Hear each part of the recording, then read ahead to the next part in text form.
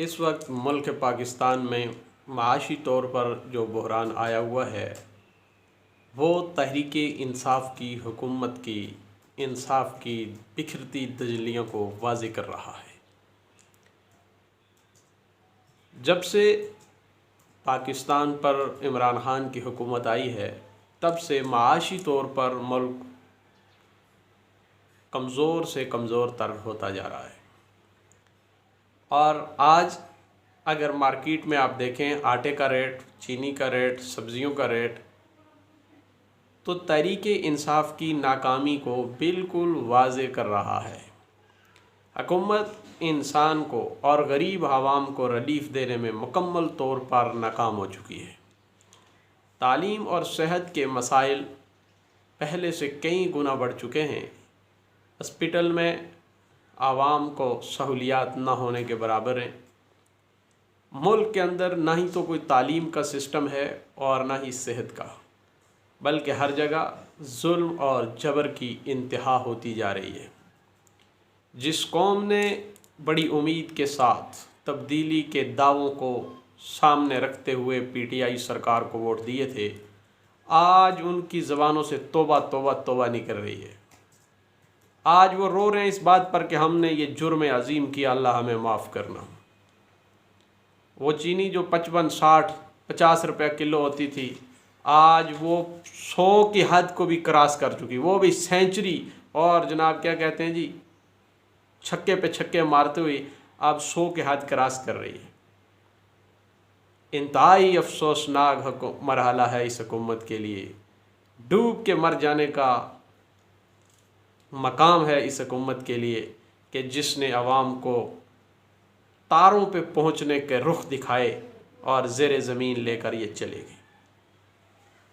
आज जो इक़्तिसादी माहिरीन की एक रिपोर्ट हमारी नज़र से गुज़री कि अब हम पाकिस्तान की करेंसी को बदलने जा रहे हैं और करेंसी में सिर्फ 100 का नोट बड़ा होगा, तो मैं ऐसे माहिरीन को और उनके ऊपर सरपरस्ती करने वालों को डूब के मर जाना चाहिए कि जब एक आदमी घर का राशन ख़रीदने के लिए बाज़ार में जाए तो उसके पास 20-30 हज़ार हो तो वो बामुश्किल थोड़ा सा सामान ख़रीद के लाता है।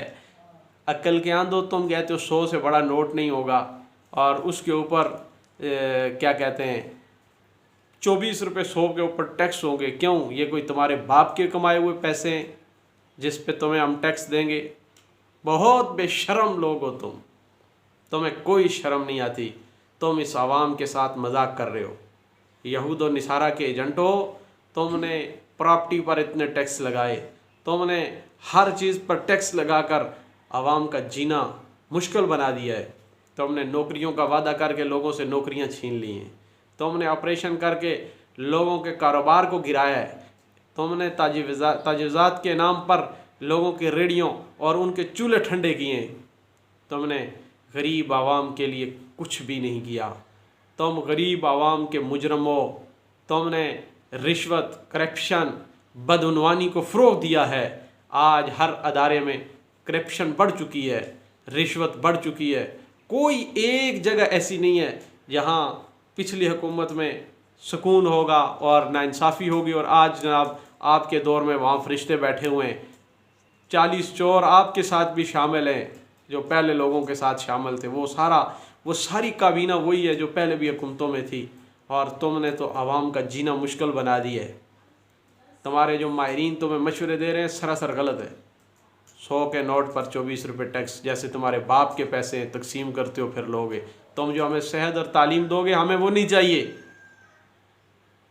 तुमने वक्फ ज़मीनों के लिए जो मंसूबे बनाए मसाजिद और मदारस को कंट्रोल करने के लिए, ये कोई तुम्हारे बाप की जागीर नहीं है। मसाजिद और मदारस किसी के बाप की जागीर नहीं है। कोई भी उनको अपनी तावील में लेने का हक़ नहीं रखता। अल्लाह का दीन सब पे गालिब रहेगा और दीन वाले भी इंशाल्लाह गालिब रहेंगे। बाकी आइंदा किस मुंह के साथ आप आवाम के पास आओगे वोट मांगने के लिए? जो तुमने नौकरियों का वादा किया था, कहाँ है वो नौकरियाँ? जो घर देने का वादा किया था वो घर कहाँ है? जो चोर पकड़ने का वादा किया था वो चोर कहाँ है? तुमने 1 रुपया भी बाहर से नहीं लाया, चीख चीख कर गले फाड़ते थे चीख चीख कर पुकारते थे कि हम मुल्क में बहुत बड़ी तब्दीली लाएंगे। तो हमने क्या लाया? कौन सी तब्दीली आई है इस मुल्क में?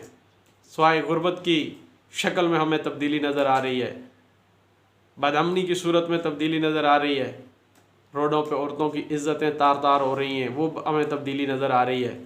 गरीब गरीब से गरीब तर होता जा रहा है, वो तब्दीली हमें नज़र आ रही है। आटा गायब, चीनी गायब, हर चीज़ महंगी, ये तब्दीली हमें नज़र आ रही है। तुम तो गरीब के मुंह से आखिरी नवाला छीनने का इरादा रखते हो। क्या चाहते हो तुम कौम से? क्यों इस तरह की हरकत करके इस मुल्क का जो इस्लाम के नाम पे बना, जो इस्लाम का किला है, इसको कमज़ोर करने की कोशिश कर रहे हो? गैस महंगी, बिजली महंगी, पेट्रोल महंगा, डीज़ल महंगा, पानी तक महंगा हो रहा है। बाहरूनी मुल्क के सफ़र पर अखराजात तुमने बढ़ा दिए, उम्रे पे डबल टैक्स तुमने लगा दिए, हज के रेट बढ़ा दिए। ये तब्दीली हमें चाहिए थी।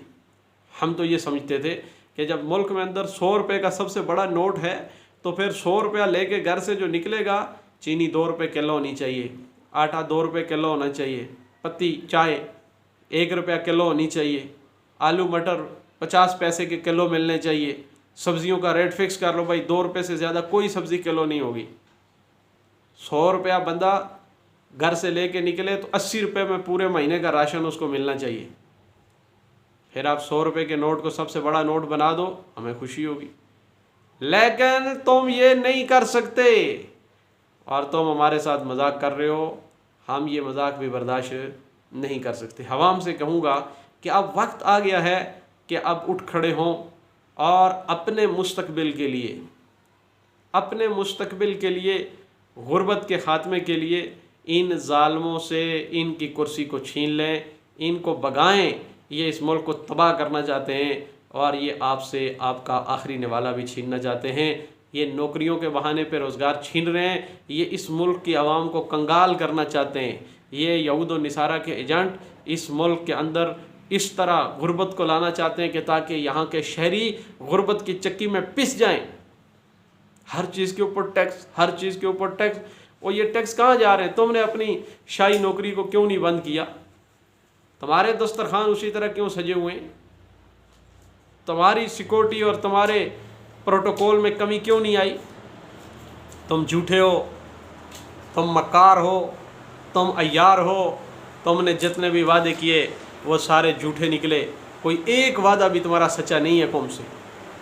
और आइंदा इलेक्शन में जब तुम आओगे फिर तुम्हें ये कौम सबक सिखाएगी इंशाअल्लाह। अब तुम्हें उठ खड़ा होना होगा।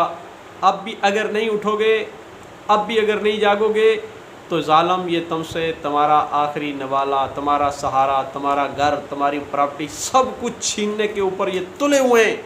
और ये तुम्हारे लिए है पाकिस्तान के प्यारे शहरियों, ए पाकिस्तान की गयूर अवाम, ए इस्लामियान पाकिस्तान, अब तुम्हारे पास एक ही हल है कि उठ के खड़े हो जाइए अपने हकूक़ के लिए, उठ के खड़े हो जाइए इस मुल्क की बका के लिए, उठ के खड़े हो जाइए गुर्बत के ख़ात्मे के लिए, उठ के खड़े हो जाइए इक़्तिसादी और माशी तौर पर इस मुल्क के इस्तेहकाम के लिए, कहसान की अमदाद के लिए, ताजर के हकूक़ के लिए और मुलाज़िमीन के हकूक़ के लिए, गरीब के हकूक़ के लिए, इस्लाम की सरबलंदी के लिए, पाकिस्तान मसाजिद मदारस की सरबलंदी के लिए अब तुम्हें उठ खड़ा होना पड़ेगा। अगर तुम ना उठे तो ये यहूदियत के एजेंट और यहूद और निसारा के पहरोकार तुम्हारे लिए दिन ब दिन माशी तौर पर ऐसी मुश्किलात कायम करेंगे कि कल तुम उठना चाहोगे लेकिन नहीं उठ सकोगे। तो ये एक फ़कीर की सदा है तुम्हें कि आज वक्त है, आज अपोजिशन को भी किरदार अदा करना पड़ेगा और उसे किरदार अदा करना चाहिए कि इस तरह के नाजायज़ अतकंडे और इस तरह की नाजायज़ इक़्तिसादी माहिरीन के मशवरे, ये पता नहीं कहाँ से अंग्रेज़ के बच्चे लाए जो इन्हें मशवरे देते हैं, इसके ख़िलाफ़ हमें उठना होगा। और याद रखें, मैं फिर आखिर में ये कहूँगा, मसाजिद और मदारस के हवाले से तुम्हारा कोई कानून हमें कबूल नहीं होगा। क्यों? इसके लिए अल्लाह के कानून काफ़ी हैं और वही कानून हमारे लिए मुस्तकबिल हैं, वही हमारे लिए मशअल राह हैं। हम किसी अंग्रेज़ी कानून को नहीं मानते। ये मुल्क हमने तुम्हारे कानून के लिए नहीं बल्कि मोहम्मद रसूलुल्लाह की शरीयत के निफाज के लिए बनाया था। मैं उम्मीद रखता हूँ कि कौम मेरी इस फ़कीर पर दस्तक पर उठ खड़ी होगी।